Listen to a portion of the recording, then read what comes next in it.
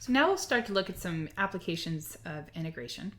And of course, we've already talked about area, in that if we're taking the integral of a function, then we can consider the definite integral of that function, say f of x from a to b, as representing the area under the curve f of x between the values of x equals a and x equals b.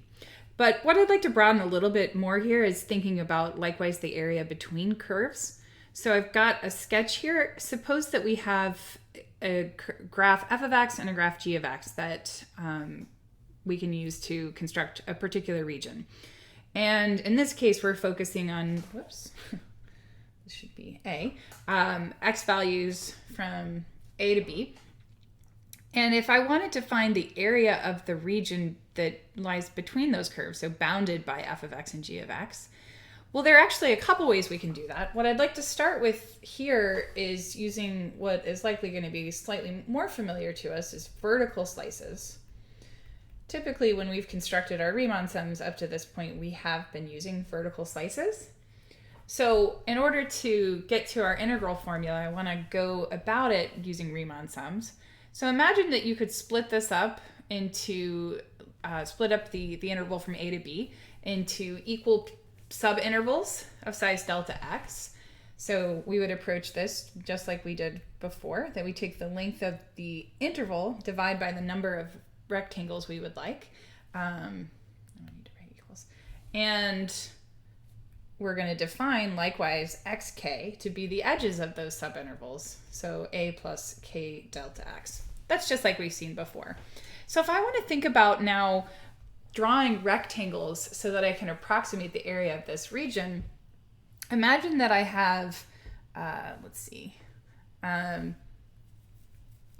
minus 1, and this is a very fat rectangle we'll look at here. So we can kind of think about where that hits. So this slice, well, in order to make it a rectangle, we would need to level off a flat height and really kind of a flat bottom there.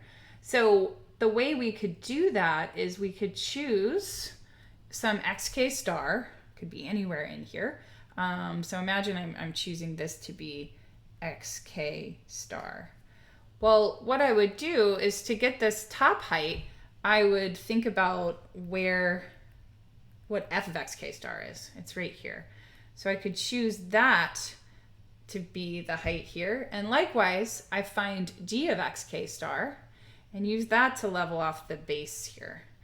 So in this instance, I could then find the area of this particular rectangle, and I could do that for each of my n subintervals, and add those together. So the main distinction from what we saw before is that we're plugging our xk star into two functions, really, and we use those two functions to find the height. So with that in mind, what we would say is that we can approximate the area between, let me be a little more precise, the area of the region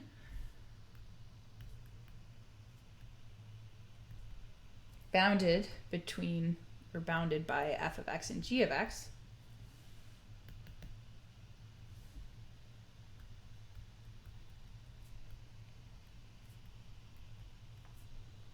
so we can approximate it by taking a sum. So what we'd want to do is we'd want to be summing the area of our rectangles. So certainly we still have width delta x. That's the same. But the height I can no longer simply write as f of xk star. What we want to measure is what is the true length of this, say, pink rectangle here. Well, to get that length, we could take f of xk star, which would give me the distance from here to here. But if we subtract g of xk star, that leaves the desired length. So my height would be f of xk star minus g of xk star. So this is my Riemann sum approximation. So sending n to infinity, we get that the area is equal to the integral of f minus g, and we would need to represent the bounds to indicate the x values that we see for our picture. So in this arbitrary kind of example, those are designated as a and b. So that would give me the area. I'll point out a couple things. This is vertical slicing. We're seeing when we slice vertically, we integrate with respect to x, the variable of the horizontal axis. And the other thing I'll point out here, in terms of having f minus g, notice the significance is it should be clear to you that f is further away from the x-axis, so above g of x, further away from the x-axis than g of x is. But we can also consider this by using horizontal slices. So this is supposed to represent the same picture, but I'll point out that now we're instead interested in what's happening with respect to the vertical variable y. So in this case, I can still think about taking my y values and constructing a delta y by taking the length of the y value interval and dividing by n. And likewise, then I can define y sub k to be c plus k delta y, so that would give me the edges of my subintervals on that front. If I wanted to then try to approximate the area, yet again bounded by these curves, we can picture a y sub k minus 1 y sub k. And again, we're thinking about this horizontal slice. And just like before, what we'd like to do is then fit a rectangle. So we need to level off the top and the bottom. So I can find a suitable yk star anywhere I'd like in there. And we're interested in the output of my functions at that y value.